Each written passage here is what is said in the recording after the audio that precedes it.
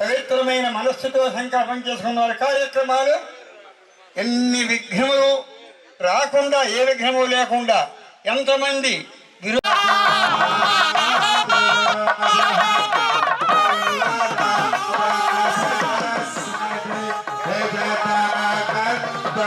అప్పటి నుంచి ఏ కార్యక్రమం వచ్చినా మా ఇంట్లో పెళ్ళిళ్ళు కానీ ఏ కార్యక్రమం వచ్చినా గురువు గారే దగ్గర చేస్తూ ఉంటారు.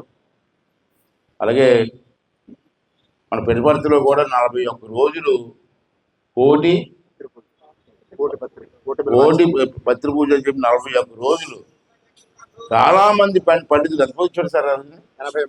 80 మంది పండితులు వివిధ ప్రాంతాల నుంచి వచ్చి కార్యక్రమం చేశారు. ఆ కార్యక్రమం నేను కూడా 41 రోజుల్లో 3 రోజులు వెళ్ళాను. నేను కూడా అట్లే ఉదయం సాయంత్రం వరకు ఉన్నాం. బ్రహ్మాండంగా జరిగింది.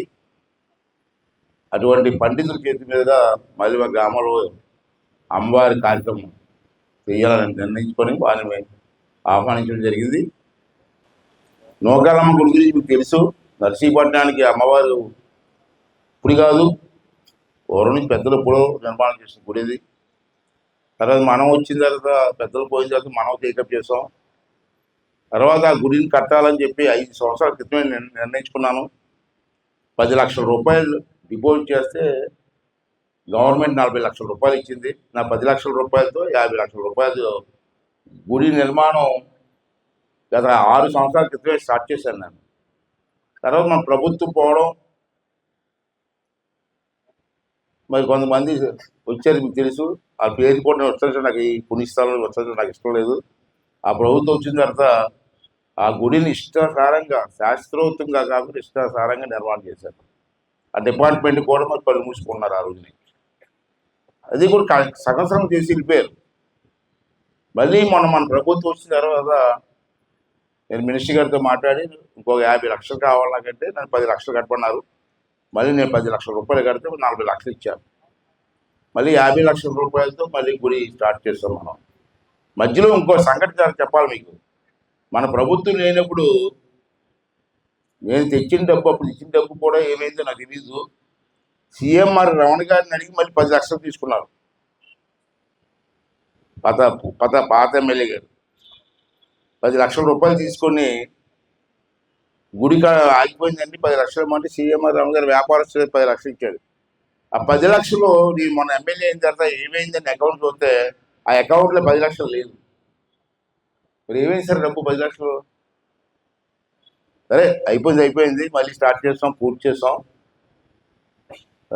రేపు 12వ తారీఖుని ప్రతిష్టాపన కార్యక్రమం ఉంది. దాని ముందు శాస్త్రోక్తంగా చెయ్యాలి కాబట్టి శాస్త్రం కొంతమంది అన్నీ ఓపెన్ చేసుకుంటారు, స్వామికి దగ్గర చేస్తూ ఉంటారు. కానీ నా ఉద్దేశం ఏంటంటే ప్రతిష్టాత్మకంగా శాస్త్రోక్తంగా జరిగితే 10 కాలాల పాటు అమ్మవారు ఉంటారు, మనం ఉంటాం కాబట్టి మనకు ఆశీర్వాదం కాబట్టి కార్యక్రమం శాస్త్రోక్తంగా చేస్తున్నాం. ఇంకా గుడి నాకు సంతృప్తి లేదు, ఇంకా చెయ్యాలా. చూశాను నేను, రాత్రి కూడా వెళ్ళి చూశాను. కానీ ఇంకా కొంచెం ఖర్చు పెట్టవలసి ఉంది. ఒక 25 లక్షల వరకు అవుతుంది. మళ్ళీ మన మంత్రి గారితో మాట్లాడాను నేను. ఒక 5 లక్షలు కట్టమన్నారు నన్ను. 5 లక్షలు కడుతున్నాను. మళ్ళీ 5 లక్షలు కడితే మరి 25 లక్షలు వస్తుంది మనకి. ఆ 20 లక్షలతో ఇంకా బ్రహ్మాండం చెయ్యాలని చెప్పి ఆలోచనతో కూడా ఉన్నాను. అది నేను కోరేది ఏంటంటే మీకు చెప్పడం కోసం తెలియాలి. రమణ గారు ఇచ్చినప్పుడు ఏమైపోయిందండి, అకౌంట్లో లేదు అని అడగాలి కదా. అమ్మవారి పేరు మీద అమ్మవారి కోసం తీసుకుని డబ్బు ఆడితే అది బ్రతుకేమవుతుంది అడిగి? అలాంటి అడగరు మీరు. సరే, నేను దాని గురించి వద్దు, ఇంకా కార్యక్రమాలకు వస్తాను. ఇవాళ ఈరోజు, రేపు, ఎల్లుండి కూడా ఈ కార్యక్రమం ఉంటుంది. చాలామంది పండితులు దూర ప్రాంతాల నుంచి వచ్చారు, అందరూ ఒకటి ఉంటారు. ఈవేళ సాయంత్రం కూడా మళ్ళీ కార్యక్రమం ఉంటుంది. మళ్ళీ 5ంటికి హోమం స్టార్ట్ చేస్తారు. 3 రోజులు కూడా హోమం ఉంటుంది. మొదటి రోజు మరి సాయంత్రం 5 గంటల మళ్ళీ హోమం ఉంటుంది. కాబట్టి మీ అందరినీ కోరిక ఏంటంటే రేపు హోమం ఉంటుంది. కానీ రేపు సాయంత్రం మనం ఎన్ని గంటలకు వెళ్ళాలి సార్? 5 గంటల నీరుతో. రేపు సాయంత్రం 5 గంటలకి మనం ఇక్కడ నుంచి స్టార్ట్ చేసి గుడి వరకు ఆడవాళ్ళు ఎక్కువ రావాలా. చిన్న బిందులు పెద్ద బిందులు పోసి అవసరం లేదు. చిన్న బిందులు ఉంటే ఆ బిందుల్లో నీరు, పసుపు నీళ్ళు అండి, పసుపు నీళ్ళు వేసుకొని వస్తే ఆ ఆడవాళ్ళందరూ ఆ బిందుతో వెళ్ళి అక్కడ అమ్మవారికి అభిషేకం చేస్తారు రేపు 5 గంటలకి. అంటే మీరు అందరూ ఇంకోటి వచ్చాడు కాదు, ఈ వార్డు నుంచి ఒక్కొక్కరు ఎంతమంది ఆడవాళ్ళు తీసుకొస్తారు చెప్పండి. ఇక్కడ మనకి 20 వార్డులు ఉన్నాయి. గుడ్డిపల్లి బండిగట్టు దూరం కానీ వస్తారు వాళ్ళకి అమ్మవారు వేరు కాబట్టి వస్తారు తెలియదు. కానీ నర్సీపట్నంలో ఉన్న 20 వార్డు నుంచి వార్డుకి ఎంతమంది తీసుకొస్తే మీరు చెప్పండి. నా ఉద్దేశం వార్డుకి 100 మంది తీసుకొచ్చి బిందులు వస్తే ఇక్కడ స్టార్ట్ చేసి అందరం నడిచి వెళ్ళి అభిషేకం చేద్దాం. అది 2వ రోజు. 3వ రోజు కూడా విగ్రహ ప్రతిష్ట కూడా అక్కడ చేస్తాం, గుడిలో చేస్తాం.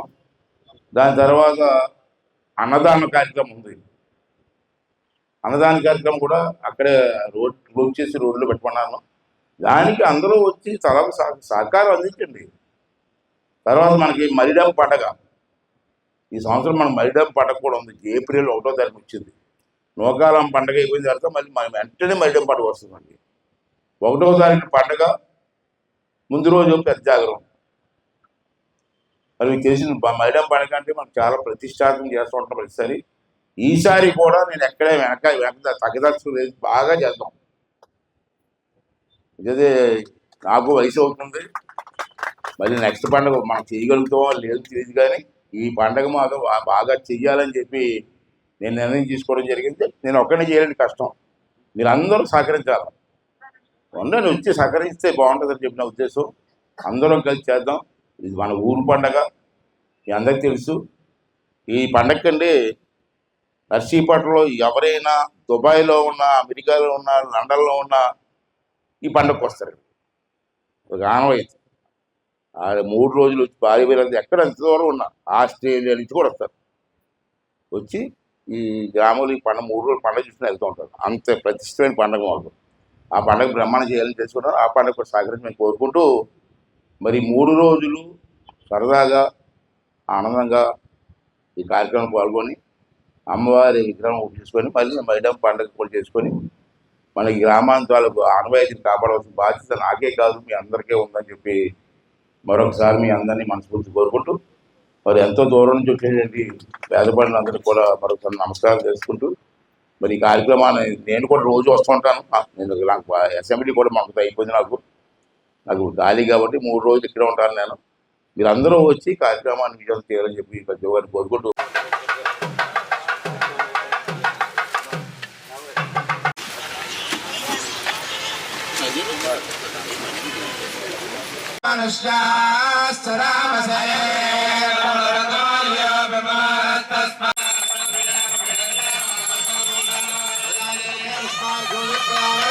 శ్రీ గణేశాయ నమః.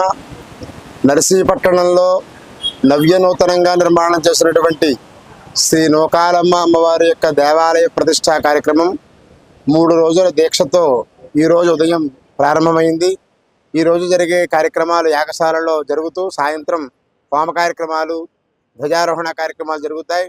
రేపు ఉదయం వాస్తు శాంతి జరుగుతుంది. రేపు సాయంత్రం అనగా బుధవారం రేపు సాయంత్రం 5 గంటలకి నర్సీపట్నం గ్రామంలో వెలిసినటువంటి మహిళామణులు సువాసిని స్త్రీల చేత అమ్మవారికి ఘటాభిషేకం జరుగుతుంది. ఈ కార్యక్రమం చాలా విశేషమైనది. ప్రతి గృహము అష్టైశ్వర్యాలతో ప్రకాశించాలని కోరుతూ గ్రామాన్ని సంరక్షించే దేవత గ్రామదేవత కనుక అటువంటి గ్రామదేవతకి మన చేత్తో పసుపు కుంకుమ నీళ్లు పోస్తే ఆ గృహం అంతా కూడా ఆయురారోగ్యశ్వర్యాలతో ఉంటుంది. అందుచేత రేపు సాయంత్రం 5 గంటలకి పట్టణంలో ఉన్నటువంటి సువాసిని స్త్రీలందరూ కూడా అయ్యప్ప స్వామి ఆలయ ఇక్కడ గ్రౌండ్లో ఉన్నటువంటి యాగశాల దగ్గర నుంచి బయలుదేరి ఆ అమ్మవారి ఆలయానికి నూకాలమ్మ అమ్మవారి ఆలయానికి దగ్గరికి వెళ్ళి అక్కడ ఈ పసుపు కుంకుమ నీళ్లు ఘటాభిషేక కార్యక్రమం జరుగుతుంది కనుక అందరూ కూడా ఇళ్ల దగ్గర నుంచి కలశలు తెచ్చుకోవాలి. కలశలు తెచ్చుకుంటే ఇక్కడ జలాలు గంగా, యమున, నర్మదా, సింధు, కావేరి, గోదావరి జలాలతో ఇక్కడ చక్కగా ఉదక శాంతి కార్యక్రమం చేసి ఆ ఉదక శాంతి నీళ్లు ఈ నీళ్ళన్నీ పట్టుకుని అక్కడికి వెళ్ళి అభిషేక కార్యక్రమం చేసుకుంటాం. అట్లాగే 12వ తారీఖు ఉదయం 9:14 మన అయ్యన్న పాత్రుడు గారు పద్మావతి గారు దంపతుల చేత వారి కుటుంబ సభ్యులచే అమ్మవారికి బంగారు యంత్రంతో అమ్మవారికి విగ్రహ ప్రతిష్ఠా కార్యక్రమం చేసి తదుపరి అందరికీ కూడా అన్న సమారాధన కార్యక్రమం దేవాలయం దగ్గరే అన్న సమారాధన కార్యక్రమం చేస్తారు. ఈ ఉత్సవాలలో భాగంగా ఆ రోజు సాయంత్రం గరగలను బయటికి తీసుకొచ్చి ఉత్సవం చేసే కార్యక్రమం కూడా ఉంటుంది. కనుక లోక కళ్యాణం కోసం విశ్వశాంతి కోసం మహత్తరమైనటువంటి ఈ నూకాలమ్మ అమ్మవారి యొక్క విగ్రహ ప్రతిష్ఠా కార్యక్రమం వైభవోపేతంగా జరుగుతుంది. కనుక సరువులు ఆడవారు మగవారు పిల్లలు అందరూ కూడా ఈ కార్యక్రమంలో పాల్గొని అమ్మవారి యొక్క కృపకు పాత్రులు అవుతారని తెలియజేస్తున్నాం.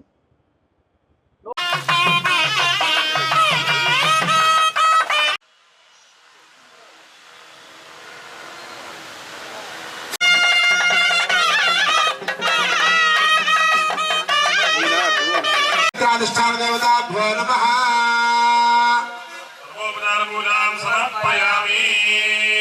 ఓం నమః శివాయ. ఓం నమః శివాయ.